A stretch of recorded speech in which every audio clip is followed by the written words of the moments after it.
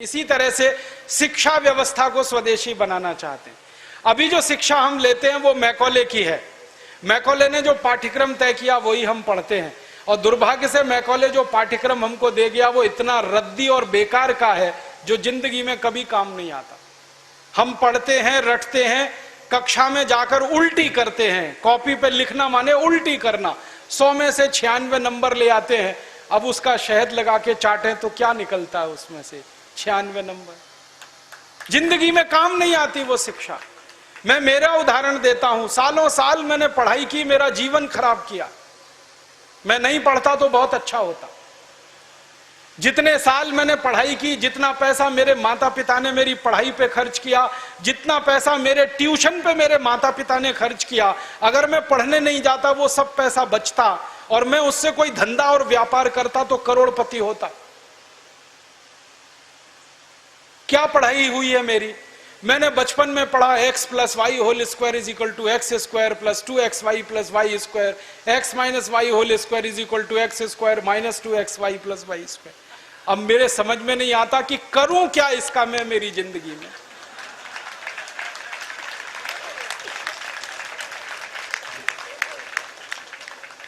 मेरे गणित के प्रोफेसर ने मुझको पढ़ाया, मैंने रटा, रट रट के दिमाग खराब किया, घंटों घंटों बर्बाद किए, किलो किलो कागज मैंने लिख लिख के खराब किए, और वो मेरी जिंदगी में आज तक काम नहीं आया। x + y होल स्क्वायर क्या करूं मुझे मालूम ही नहीं।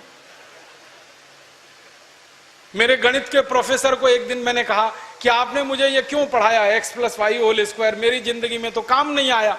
तो मेरे गणित के प्रोफेसर कहते हैं, यार काम तो मेरे भी नहीं आया, मुझको किसी ने पढ़ाया, मैंने तुमको पढ़ाया। ये भेड़िया धसान क्यों चला रहे हो इस देश में? जो काम नहीं आता वो क्यों पढ़ा रहे हो इस देश के बच्चों? बचपन में मुझे पढ़ाया गया अमेरिका का पहला राष्ट्रपति कौन, क्या करूं इसका? मान लीजिए मुझे मालूम है अमेरिका का पहला राष्ट्रपति जॉर्ज वॉशिंगटन, करूं क्या?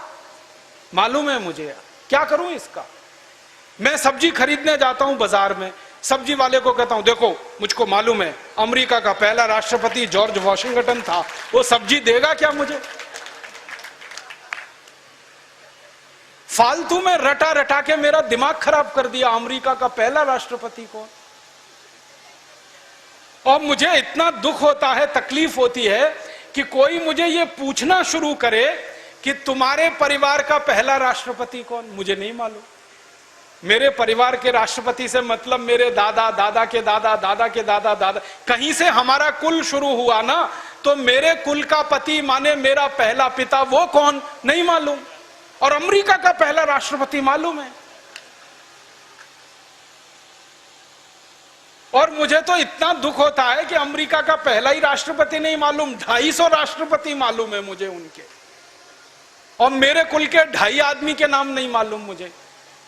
मेरे पिताजी का नाम मालूम है, उनके पिताजी का, उसके आगे बढ़ता हूं तो सब ब्लैंक हो जाता है, याद ही नहीं मुझे। क्या करना है ऐसी शिक्षा से?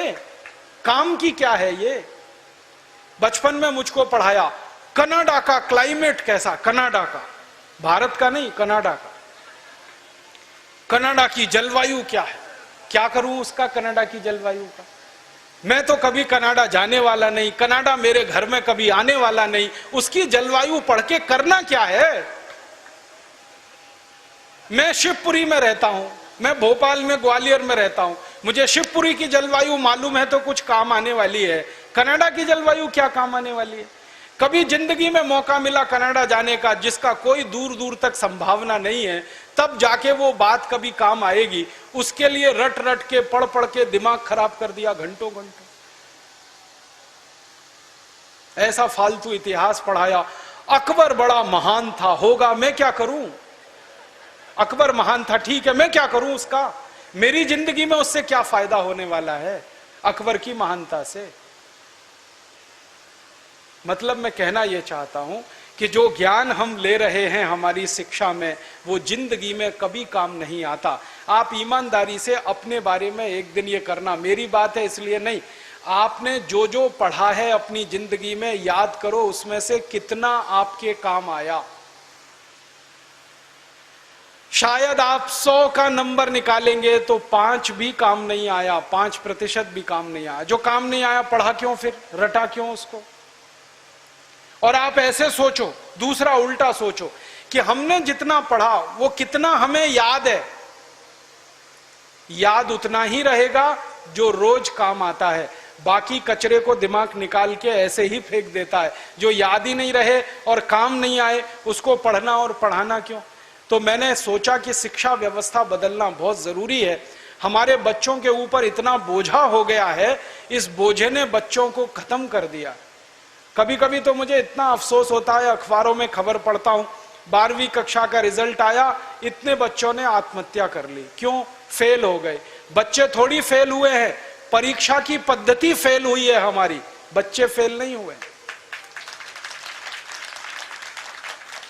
बच्चों के बारे में तो सारी दुनिया कहती है कि वो तो कच्ची मिट्टी के घड़े के जैसे हैं, जैसा आप शेप दोगे वैसे हो जाएंगे।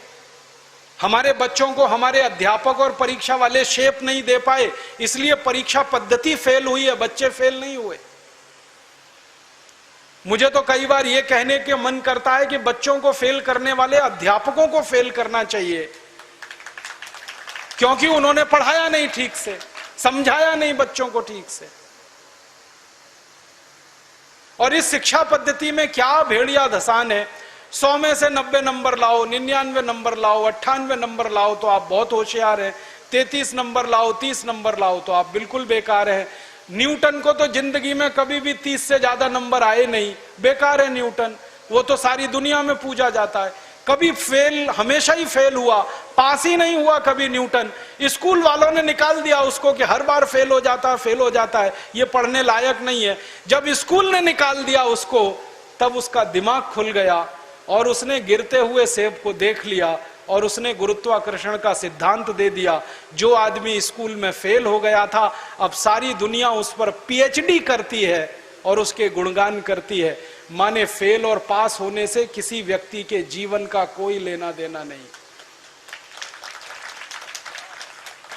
आप आइंस्टाइन की अगर कहानी पढ़ोगे तो आइंस्टाइन तो 9 कक्षा के आगे पढ़ नहीं पाया कभी, निकाल दिया स्कूल ने उसको, क्योंकि वो कुछ और सोचता रहता था। स्कूल ने निकाल दिया और निकालने के बाद सारी दुनिया में E=mc² का जो सिद्धांत दे दिया, सारी दुनिया उसका गुणगान करती है और एक ऐसे आदमी को पूछती है जो स्कूल में 9 क्लास के आगे बढ़ा ही नहीं।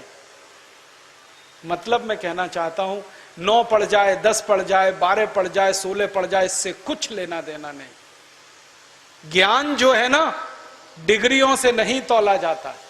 ज्ञान अलग चीज है, डिग्रियां बिल्कुल अलग चीज। मैं तो इसी देश की कहानी देखता हूं। धीरूभाई अंबानी 9 क्लास फेल हो गया, पेट्रोल पंप पे नौकरी करना शुरू किया और रिलायंस नाम का एक एम्पायर खड़ा कर दिया जो सारी दुनिया में 4.5 लाख करोड़ का है। 9 क्लास फेल आदमी 4.5 लाख करोड़ का एम्पायर खड़ा करके छोड़ गया। इसका माने ज्ञान का डिग्री से कोई संबंध नहीं है। घनश्याम दास बिरला 4 क्लास पढ़े, स्कूल और गांव छोड़कर निकल गए, लोटा लेकर कलकत्ता पहुंच गए और इतना बड़ा खानदान बना दिया, बिरला एम्पायर, जो आज लाखों करोड़ का है। 4 क्लास पास आदमी ने किया। बिरला जी कहा करते थे कि क्लास पास करना कोई महत्व की बात नहीं है जीवन की तुलना में। तो हम जीवन को जीने वाली शिक्षा हमारे विद्यार्थियों को दें, ऐसी शिक्षा व्यवस्था हम बनाएं जिसमें डिग्री का महत्व ना हो, ज्ञान का महत्व हो, परीक्षा का महत्व ना हो, सीखने का महत्व हो, पढ़ाने का महत्व नहीं हो, सिखाने का महत्व हो। अध्यापक भी सीखें, विद्यार्थी भी सीखें, दोनों सीखने की प्रक्रिया में आगे बढ़ें। ऐसी एक शिक्षा व्यवस्था हम बनाना चाहते हैं और ये पूरी शिक्षा व्यवस्था मातृभाषा पर आधारित होगी, ये अंग्रेजी पर आधारित नहीं होगी। अंग्रेज आए तो अंग्रेजी आई, अंग्रेज गए तो अंग्रेजी चली जानी चाहिए थी। क्यों हमने रख लिया इस अंग्रेजी को? अंग्रेजी में पढ़ाते हैं अपने बच्चों को, मार मार के सिखाते हैं, बच्चे बेचारे अक्सर उसमें फेल हो जाते हैं। हिंदुस्तान के बच्चे गणित में पास होते हैं, भौतिकी में पास होते हैं, रसायन में पास होते हैं, अंग्रेजी में फेल हो जाते हैं। होना ही चाहिए उनको अंग्रेजी में फेल, क्योंकि अंग्रेजी विदेशी भाषा है। मुझे आप एक अंग्रेज बताइए और दिखाइए जो हिंदी में पास हो जाए।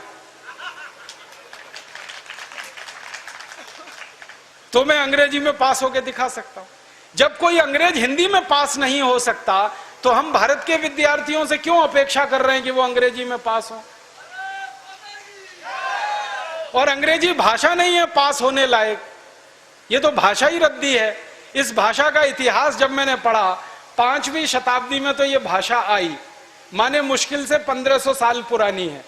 हमारी भाषा तो करोड़ों साल पुरानी है, संस्कृत, हिंदी, मराठी, तमिल, तेलुगु, कन्नड़, मलयालम, ये तो 1500 साल पुरानी है। और दुनिया की सबसे रद्दी भाषा है अंग्रेजी, जिसकी कोई अपनी व्याकरण नहीं है जो शुद्ध हो और ठीक हो। आपको एक उदाहरण देता हूं। अंग्रेजी में एक शब्द है PUT, पुट, BUT, तो PUT पट होना चाहिए। CUT कट, BUT बट, तो PUT पट। अगर PUT पुट तो CUT कुट, BUT बुट, यही होना चाहिए ना। क्या मूर्ख लोगों की भाषा है, ग्रामर ही नहीं है। और परम मूर्खता की भाषा ये अंग्रेजी। एक शब्द है अंग्रेजी में, उसमें कहते हैं केमिस्ट्री, CHEMISTRY, केमिस्ट्री। तो यहां पे CH जो है ना का हो गया, ठीक है। तो केमिस्ट्री में CH का हो गया, तो चोपड़ा में कोपड़ा होना चाहिए।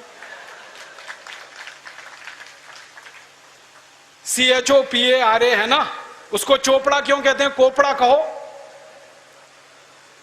और CHOPARA को चोपड़ा कह रहे हो तो CHEMISTRY को केमिस्ट्री कहो। फिर एक जगह CH का है, एक जगह CH चा है, कुछ समझ में ही नहीं आता क्या इनका हिसाब किताब है।